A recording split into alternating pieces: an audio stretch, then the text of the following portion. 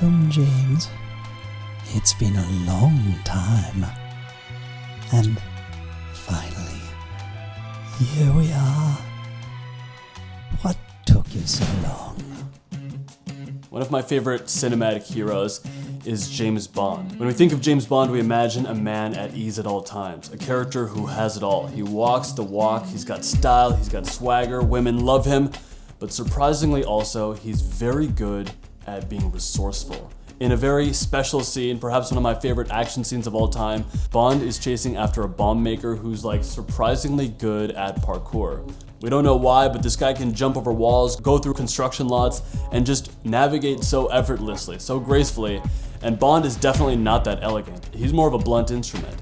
And yet he does manage to use the environment and his own capacity to keep up with the guy. He breaks through walls, he uses the construction equipment to get closer to his enemy, he somehow gets through the embassy suite and ultimately bests everyone. I think fictional heroes can provide an immense emotive lesson about how we can conduct ourselves in similar situations, at least in terms of mindset. Imagine if we had that level of stick-with-itness, where we can just move through a situation that we might be less competent in than we'd like to be, and yet still get the job done. Bond's renditions of the character demonstrate that he can do surprisingly a lot with little. At times, Bond has been isolated, tortured, at wit's end, with not a lot to go off of, or he may be completely outclassed by an enemy, but in these situations, he's able to use the environment and his creativity to catch up to his enemy. What Bond and so many other heroes and heroines have tried to personify is above average levels of resourcefulness. And this resourcefulness makes them immensely competent even when they otherwise shouldn't be. In his book, author Scott Sonnenschein calls the phenomenon of this level of resourcefulness stretching.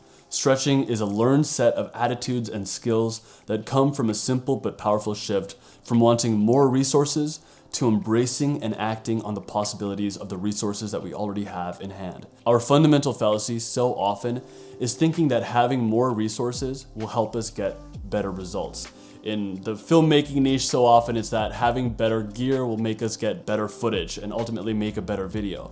But this is surprisingly not true. I remember several videos in which Casey Neistat had talked about award-winning filmmakers who shot an entire movie on an iPhone and using iMovie. If you want to complete a project faster in your business, the logic might go hire more staff. But inherently that might lead to more complications where you have to train more people up or you have just more resources to manage. There's a comforting intuition to the approach that having more resources is going to help you. It's going to make you better. The foundation of this phenomenon of stretching is finding ways to maximize the resources that you do have, to think critically about how you can produce the outcomes that you want without necessarily focusing on just spending more or acquiring more. And a stretching mindset is a surprising safeguard against anxiety and this feeling of imposter syndrome. It helps you realize that competence, capacity comes from your mentality about the way you want to get things done. So how can we exercise resourcefulness if we don't have the same means that other people have?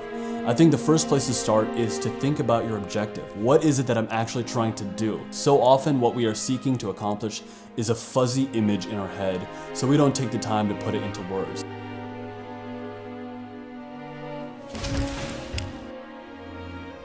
Shame we barely got to know each other. I know where you keep your gun. Suppose that's something. I suppose it is. Em doesn't mind you selling company secrets. She just wish you would protect your assets. Your file shows no kills, and it takes 2. Made you feel it, did he? Well, don't worry. The second. Yes, considerably. Secondly, and this is not really a step that takes any time at all, but it's still deeply important. Just even as a mental exercise, decide that achieving the thing is possible with the resources you have. Too often, we just tell ourselves that the thing isn't possible because we don't have what we need, what we think we need. But if you just told yourself it is possible, I've been confirmed that it is possible with what I have to achieve this. Of course, with achieving anything, there are barriers to its accomplishment, but approximately 80% of those are probably just inside your own head. So let's just know those barriers and say, you can do this and you don't need anything more than what you have right now. Number 3, this is like a free writing exercise that I really believe in. I've talked about it numerous times in the past, but Brian Tracy calls it Mindstorming. It's where you just take a bit of time, maybe like an hour, and just free write answers, responses, tactics, Just come up with a huge list. This is called capturing. You don't judge your answers, but you force your brain to think creatively and to come up with solutions. A book that I'd read a long time ago that is just a lot of hoorah, it's like just a lot of mental positivity. It's called The Magic of Thinking Big. There is a section in that book, however, that has always stuck with me. In this passage, a seminar leader is telling a bunch of people in his audience that they have to come up with a way to get rid of the prison system. And at first people said, well, of course that's an impossible task. You just want to get rid of prisons entirely? And he said, yeah, maybe it is impossible, but if I forced you to try to come up with solutions to this impossible thing, what would you come up with? And so they said, well, maybe we would focus more on education, because if we can focus on nurturing and educating young students to be more empowered, they would be less likely to go into crime. Or we would invest more in our communities, just resources for people in general, make the libraries better, make sure that people have access to food. What happened slowly, however, as they went through this exercise, is that they extracted answers that were both outlandish, but some of the answers that they extracted were also very tactical, very useful, and they increased that level of belief that, you know what? We could actually get closer to this ideal than we previously thought. Just making that list and realizing that there are answers within that list that are actually very powerful, very useful, will create a sense of belief that even with a lack of greater resources, you could do this thing. You could make that thing happen. I truly love this mindstorming exercise, and I actually try to do it like once a week because I find that it smashes so many of my limiting beliefs about what I can do next or what the next thing for me is. Number 4, consider what might be your unique point of leverage. Now, everyone's got a unique skill set, unique experience, unique assets to themselves that could be very powerful. An example from my own life is that at the start of 2019, January 2019, I had like 5,000 or 6,000 subscribers on YouTube.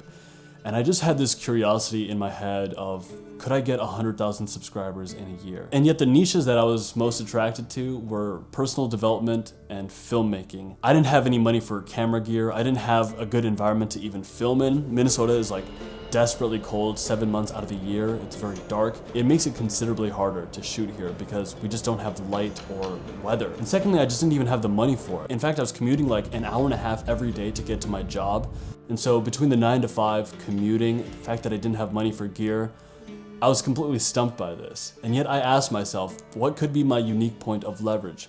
And I realized I have this immense reservoir of experience in acting that I hadn't been using and that I could. And so I thought to myself, could I get into comedy? So that's where the Watches Once series came from. I'm probably someone who's like a 6 out of 10 impressionist at best. I'm actually not that good at impressions, but what I do have is just an understanding of how acting works and a level of commitment to my characters that allows me to sort of get away with that series. And that really was what allowed me to break through with my channel and achieve that goal of 100,000 subs in a year. Similarly, you have your own ways of breaking through. You have your own unique experience or points of leverage that if you tapped into, could help you break through those barriers much, much faster. And lastly, and of course, this is really the answer to everything at all times, start. Sure, a number of steps might still be blocked, but a funny thing begins to happen when you take what is in front of you, an incomplete action plan, and you begin to take action on the steps. Will Smith once said that the universe is like water. If you're really moving towards something, it's gonna get out of your way. It's gonna let you go after the thing that you want. I still believe that when you move with faith in the direction of the things that you want, even if your plan is imperfect, the universe will move away. It'll be like water, and you'll find new information, new resources that can sort of help you step in the direction of that thing. And if you were to use your unique leverage point, if you were to do a free association exercise where you just break through the noise and decide what could be useful, what isn't useful, when you decide that this is possible with just the resources I have, and of course when you get immense mental clarity on the objective that is within you, you will find yourself becoming far more resourceful. You will find yourself leveraging your talents in a way where you can get the thing done with less. And for those of us who are willing to become as resourceful as possible, to us I say, greatness is coming. Cheers.